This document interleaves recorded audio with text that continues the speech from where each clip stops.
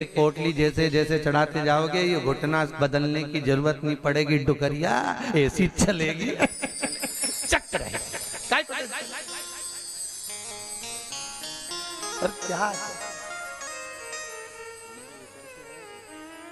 कमरा भी है, शादी आई एक में 6 भरा, 6 इसलिए भरा तुम रात भर सत्संग करो, भजन करो, स्मरण करो, और जितना सत्संग का आनंद हो सकता है। अपनों के बीच में तो हमेशा रहते हो, पर दूसरे को एडजस्ट करना तो सीखो। जरा विचार करो, तुम अपने कमरे में दूसरे को एडजस्ट नहीं कर रही तो ऊपर जाएगी तो भोलेनाथ कैसे एडजस्ट करेगा? सोचो तो शरीर है, विचार तो करो।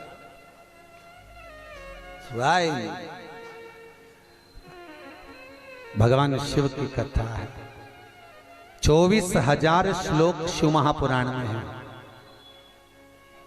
12 संहिता, और एक एक संहिता भगवान शंकर को समर्पित है। भगवान शिव 6 सूत्र शिव महापुराण के हैं कि शंकर को पाने के 6 सूत्र बताएं। पहला, मस्तक पर तिलक लगा दो, त्रिपुंड लगा दो, नहीं लगा सकते तो गले में रुद्राक्ष की माला पहन लो। इतना भी नहीं कर सकते, तीसरे नंबर का सूत्र है कि भगवान शंकर का मंत्र जाप कर लो, नमः शिवाय, ओम नमः शिवाय। ये भी नहीं कर सकते तो मंदिर में शंकर जी को 1 लोटा पानी चढ़ा दो, चौथा सूत्र। 5वां सूत्र है, इतना भी नहीं कर सकते तो किसी शंकर के मंदिर के पास में से निकल कर चले जाओ तो शंकर के मंदिर का शिखर का दर्शन हो जाएगा। शिखर दर्शनम सर्व पाप नाशनम, बस उतना भी बहुत है। ये 5।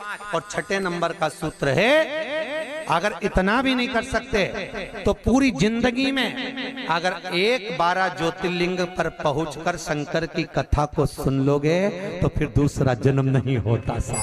ये 6 सूत्र शंकर को पाने के हैं, भगवत भक्ति को पाने के हैं, भगवत रस तत्व को पाने के हैं। 6 सूत्र है, शंकर का अनुमोदन करें। ऐसी कौन सी भूमि है, ऐसी कौन सी जगह है जहां शंकर नहीं है? हर जगह, हर तत्व में, कण कण में, हर जगह पर वही तो समाया है। बस हमारे नेत्र परखैया नहीं है, इसलिए हम पहचान नहीं पाते।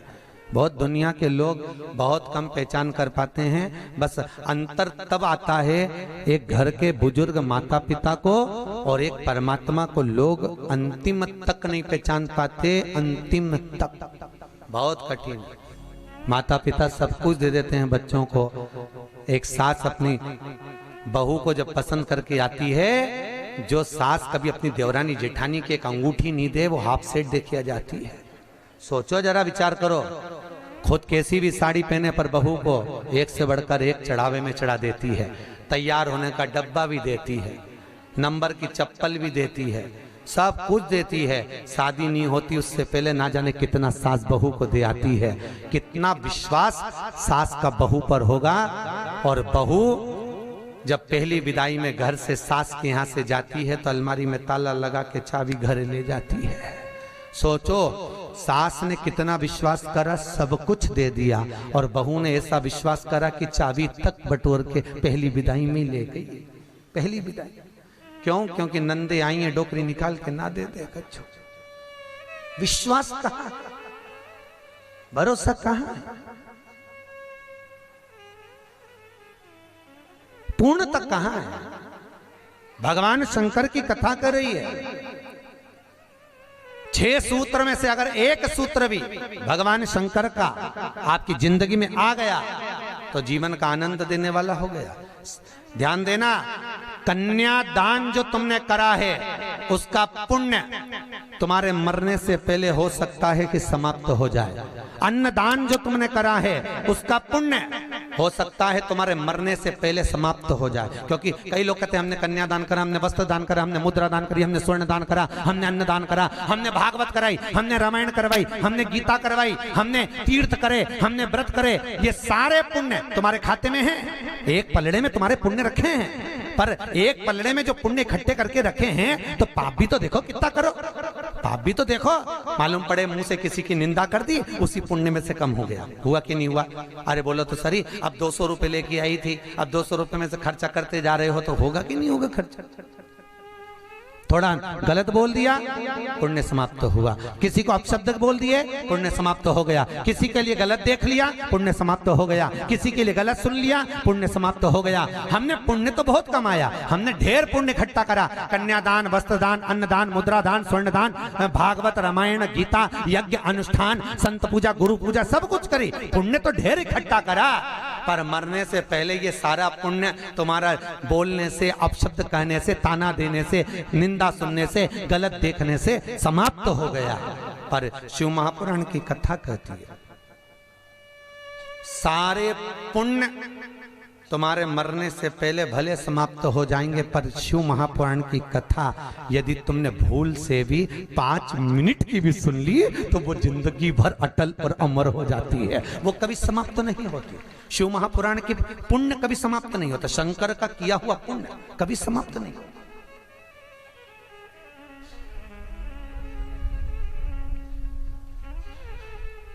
आज वो कोई कह रहा था, गुरुजी वो हम पोटलियां बना के लाए हैं, तो एक एक मंदिर में पोटली चढ़ाएं और कई चढ़ाएं। हमने कहा लो, आए हो इतनी दूर तीर्थ करने के लिए, 5 रुपया, 10 रुपया, 2 रुपया करो, जो तुम्हारी मर्जी पड़े चढ़ाओ। 84 महादेव का क्या बार-बार दर्शन करने जाओगे? ब्रज 84 कोस की परिक्रमा तो तुमने ना जाने कितनी बार लगा ली होगी ब्रजमंडल में पहुंचकर, पर 84 महादेव का दर्शन करने के लिए आए हो। और वो 84 महादेव जिसको स्वयं भगवान शंकर की बहन छिप्रिया ने प्रकट किया था, शंकर के ही रूप तत्व से 84 रूप में उनको प्रकट किया है। पूरे विश्व में कहीं पर नहीं है, केवल उज्जैन में, केवल उज्जैन। तो भगवान शंकर की कथा कर रहे हैं, भगवान भोलेनाथ का चरित्र वर्णन कर रहा है। 6 सूत्र में से एक सूत्र भी अपनी जिंदगी में उतारा तो जीवन सार्थक हो गया। मात्र भगवान शंकर की पावन कथा का रसतत्व ग्रहण करें। एक देवराज नाम का ब्राह्मण शरीर में ताप पड़ गया, और शरीर में ताप पड़ने के कारण बहुत ताप पड़ा तो शंकर के मंदिर में पहुंच गया, बैठा। अब वहां तो थोड़ी थोड़ी देर में शंकर के मंदिर में कथा हो रही थी, प्रवचन चल रहे थे, शिव महापुराण का चरित्र चल रहा था, और ये थोड़ी थोड़ी देर में पंडित जी चिल्लाएं हर हर महादेव। अब जैसे ही पंडित जी चिल्लाएं तो इसके शरीर में ताप पड़े, इसको आ रहा बुखार। अब बुखार आए और कहीं का चिल्लाए, सिर दर्द हो और कहीं का चिल्लाए तो बड़ा बुरा लगे महाराज। अब इसको तो बड़ा अंदर से खटकाओ कि बताओ मेरे तो शरीर में ताप पड़ रहा है, महाराज हर हर महादेव चिल्ला रहा है, पर बोल सकता नहीं। ताप पढ़ते पढ़ते पढ़ते पढ़ते थोड़ी देर में ये यहाँ से चला शंकर के मंदिर से कथा श्रवण कर कर थोड़ी देर भले ताप पड़ा, बुखार आया, सिर दर्द हुआ, सब कुछ हुआ, पर शंकर की कथा तो शरीर में पहुंच गई, इस आत्मा तक पहुंच गई। होता है जब घर से चले होगे तो सोचे पाँव दुख रहा है, बुखार आ रहा है, सर दर्द हो रहा, ये हो रहा, वो हो रहा, पर शंकर के धाम में पहुंच गए तो अब ये सोच लो कि तुम शंकर के हो गए, तुम शिव के। यहाँ बिठले सेवा समिति के कहने पर नहीं आए, यहाँ पाठक जी के कहने पर नहीं आए, यहाँ हमारे कहने पर नहीं आए, यहाँ तो हम भी बुलाते तो तुम नहीं आते, क्योंकि ये नगरी महाकाल की है। महाकाल का राजा है महाकाल, और महाकाल राजा का एक नियम है, यहाँ कोई राजा, कोई मंत्री, कोई बड़े से बड़ा राजपाट वाला इस नगरी में रात नहीं रुक सकता, यहाँ का नियम है। क्योंकि यहाँ एक ही राजा, कौन सा? महाकाल राजा, बस उसी का राज्य चलता है। तो जब उसके घर में आए हो तो हम कौन बुलाने वाले? बोलो तो सही। उसने बुलाया, उसने ठहराया, उसने खिलाया, उसने घुमाया, 5 दिन घूमो फिरो, उसका दर्शन करो, आनंद करो, घरे जा। घर वाले पूछे कहाँ गई थी, तो कहना महाकाल के घर गई थी, उसने बुलाया था। रामकृष्ण परमहंस जी से एक ने कहा, रामकृष्ण परमहंस जी से बोले, अरे रामकृष्ण परमहंस जी, हमने सुना है कि माता जगतजननी जगदम्बा शारदा भवानी माँ देवी आपसे बात करने के लिए आती हैं, आपसे मिलने के लिए आती हैं। रामकृष्ण परमहंस जी ने कहा, तो रामकृष्ण परमहंस जी, अगर देवी जी तुमसे मिलने आती हैं, देवी जी तुमसे बात करने आती हैं, जगदम्बा तुमसे मिलने के लिए आती है, तो रामकृष्ण परमहंस जी एक काम करो ना, एक आध बार माता जी को हमारे घर भी भेज दो। हंसी उड़ाने वाले तो कुछ भी बोल देते हैं, एक आध बार माता जी को हमारे घर भेज दो। रामकृष्ण परमहंस जी ने कहा ठीक है, एड्रेस बता दो, देवी जी को तुम्हारे घर भेज देंगे। बोलो एड्रेस क्या है? उस व्यक्ति ने कहा फलाना गली में, फलाना मोहल्ले में, ये वाले मकान में, इस नंबर में, इस जगह पर मैं रहता हूं। रामकृष्ण परमहंस जी ने कहा, स्वामी विवेकानंद के गुरु रामकृष्ण परमहंस जी कहते हैं, जो एड्रेस आपने दिया ये तो आपके घर का है, ये आपके घर का एड्रेस है, आपका एड्रेस दीजिए, आप कहाँ रहते हैं। उसको लगा मैं दुकान पे रहता हूं, तो हो सकता दुकान का मांग रहा है, उन्होंने दुकान का एड्रेस दे दिया। रामकृष्ण परमहंस जी बोले ये तो दुकान का एड्रेस है, आप कहाँ रहते हो, आपका एड्रेस दो। तो रामकृष्ण परमहंस जी के शब्द सुने तो उस व्यक्ति ने कहा ये हमारा ही तो एड्रेस है। रामकृष्ण परमहंस जी बोले जिस घर का एड्रेस दिया वो तो घर का है, जिस दुकान का एड्रेस दिया वो तो दुकान का, कि दुकान यहाँ है वो वहां घर है, तू कहाँ रहता है, तेरा एड्रेस बता, तू रहता कहाँ है। रामकृष्ण परमहंस जी के शब्द सुने, उसने चरण पकड़ लिया और रामकृष्ण परमहंस से पूछा आप बताओ कि मेरा निवास कहाँ है। रामकृष्ण परमहंस जी कहते हैं इस शरीर का आखिरी निवास तो शमशान है, मनुष्य वहां निवास करने वाला है। बस ये आत्मा परमात्मा के चरणों में रहे और शरीर आखिरी में वहां पहुंच जाता है, आखिरी में।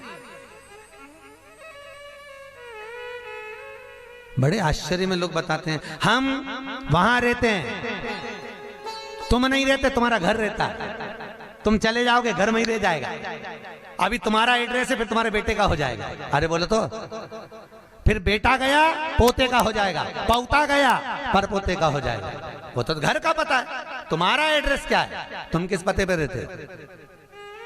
अताना पता जबरदस्ती के लापता घूम रहा, काय का पता तुम्हारा, जबरदस्ती के छाती ठोक के मेरा घर मेरा घर मेरा घर। एक आध दिन यमराज आई गया, उठा के ले गया, सब धाड़ धाड़ रोएंगे। 2-3 महीने के बाद, 4-6 महीने के बाद बेटा नेम प्लेट निकाल के खुद की चिपका देगा, मेरा घर काय का घर तुम्हारा।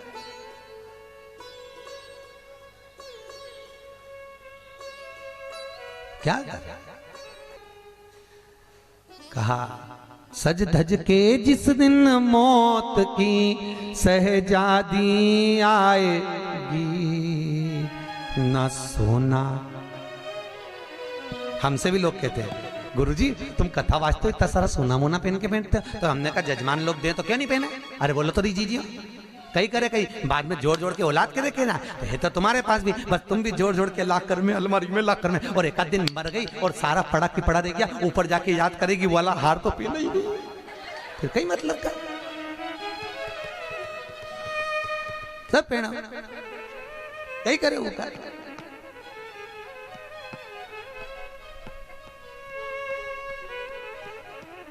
उसका करे क्या, जितनी साड़ी धरी है सब पहन लो जीजियों, बाद में किसी काम की नहीं, सब धरी ले जाए। ऊपर जाती जाती यमराज सेकेगी, नीली वाली तो पहनी नहीं थी, अभी पीको लगवाई थी, एक बार फिर से छोड़ दे वंश मोर, फिर से छोड़। भगवान भी यमराज भी कहेगा चल ऊपर चल, अब कहीं नहीं पहने, ले गया वही करे। खूब जोड़ा, आखिरी में यही छोड़ा, और फिर इतना बड़ा फोटो टंगा, उनमें प्लास्टिक के फूल की माला, और वो भी पंखा में माला यूं हिले, पंखा में माला हिले और डोकरी फोटो में स्माइल दे। वो डोकरी भी इसलिए स्माइल दे कि बेटी हम भी जोड़ जोड़ के मर गए, यही टंग गए, तुझे भी टंगना है, इसलिए डोकरी भी हंसे, यही टंगे से जोड़ो। कुछ नहीं खाया, खूब जोड़ा, खाना खाने की फुर्सत नहीं थी, साथ सवेरे 8 बजे से रात को 10 बजे तक दुकान नहीं छूटे, नहीं छूटे। एक एक ग्राहक के लिए बैठा दिया और आखिरी में सब छोड़ के घर के लोग अर्थी पे भी ले गए तो बांध के ले गए। सबको मालूम है मर गया, उसके बाद भी ना जाने क्यों बांध के ले जाते और खींच खींच के बांध, खींच और खींच और खींच। अरे सबको मालूम है मर गया, कोई भगेगा थोड़ी ना, काय को खींच, हल्की बल्कि बांध दो, ले जाना तो है नहीं, और खींच खींच खींच के बांधी, क्योंकि इनको डर इस बात का लग रहा, उठ के भग गया, अब उनको तो कुर्सी भरना, उसकी जगह दूसरे को ले गया तो इसी को ले चलो, जैसे कहा करो उसका क्या।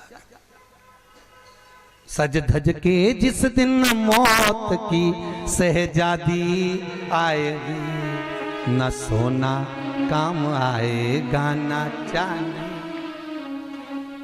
छोटा सा तू कितने बड़े अरमान हैं तेरे, मट्टी का तू सोने जैसा मान है तेरे।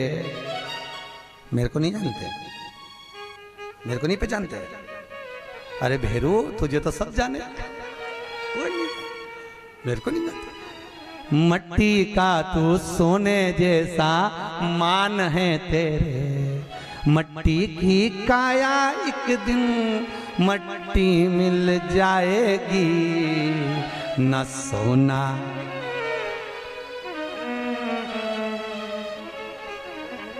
कहीं करोगा फिर।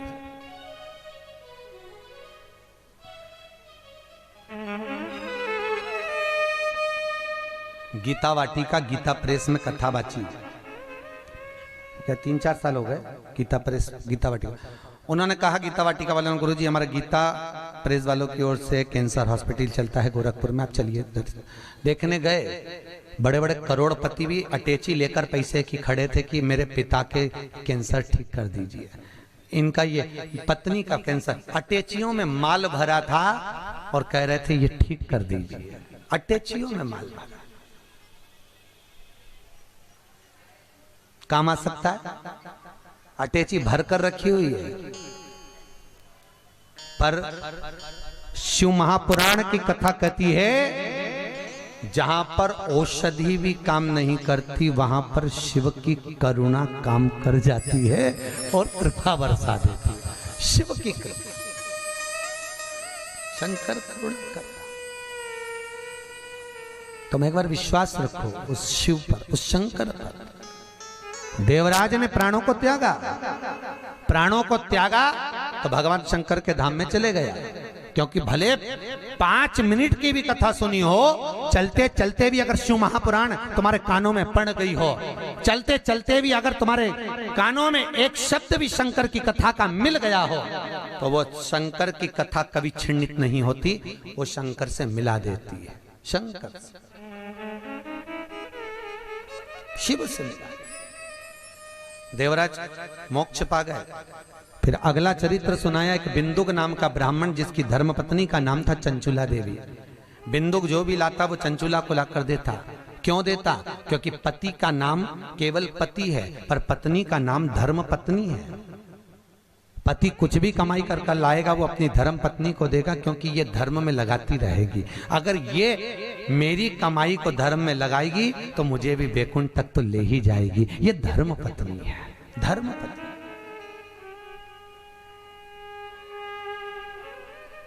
एक कथा के मुख्य यजमान गोपाल मंदिर वाले महाराज जी बने हैं, पंडित जी पाठक जी, परंतु इनके मन में कथा का आया ना आया वो बात की बात है, पर धर्म पत्नी हमारी भाभी जी, इनका मन में कथा सुनकर मन में भाव आ गया, गुरु जी एक कथा कराओ, बस ये कृपा।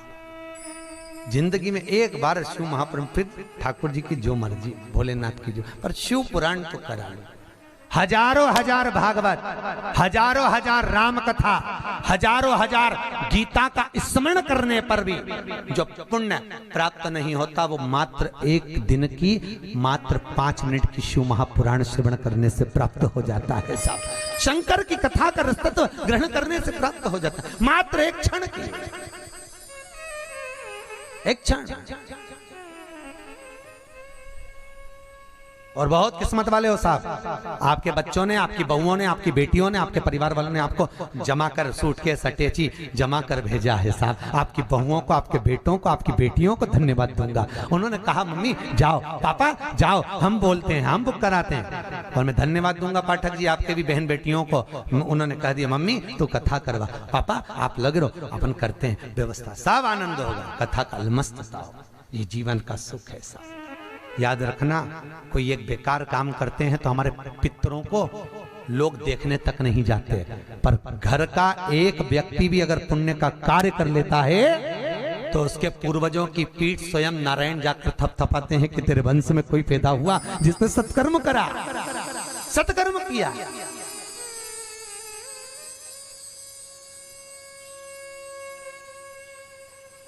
पुण्यता।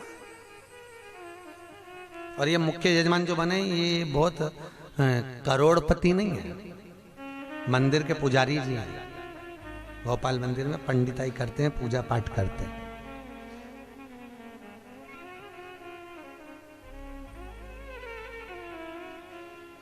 उसमें भी शायद मेरे हिसाब से, मेरी सोच से तो 3-4 हजार रुपये महीना कुछ मिलता होगा। उसके बाद भी मन देखिए कि नहीं, कथा रस तत्व हो महाराज, श्रवण करें, जीवन का सुख पाए। और ये इनके ऊपर जो कृपा हुई है ये पूर्वजों की हुई है कहीं, और आपके ऊपर जो कृपा है, आप जो यहाँ महाकाल की नगरी में बैठे तो तुम्हारा तो है, पर तुम्हारे भी पितरों की ना जाने कितने पूर्वजों का आशीर्वाद होगा। उन्होंने धक्का मारकर तुम्हें महाकाल की नगरी में भेज दिया। कहीं पूर्वजों की, कहीं पितरों का आशीर्वाद, कहीं आहूत और वासुकों का आशीर्वाद जो हमको परमात्मा की शरणागति तक लेकर जा रहा है, भगवान के चरणारविंद तक लेकर। बिंदु को जो लेकर आता वो चंचुला देवी को देता, चंचुला देवी उसको भोग में लगा लेती है, पर चंचुला कभी धर्म में नहीं लगाती। धर्म पत्नी का लक्षण है कि पति की कमाई का एक अंश निकाले और वो ले जाकर कहीं सत्कर्म में, कहीं धर्म में लगा दे। एक अंश निकाल कर वो धर्म में लगाए तो धर्म पत्नी है। पर आजकल की पत्नियां ऐसी हैं, निकालती तो हैं पति की कमाई का, पर सब डेंटिंग पेंटिंग में लगाया, वो धर्म में लगा ही नहीं पाती, धर्म में लगे ही नहीं। वो कितना ही प्रयास करें। कई माताओं की आदत रहती है हर बार सोचे सत्यनारायण की कथा कराऊंगी, सत्यनारायण की कथा कराऊंगी,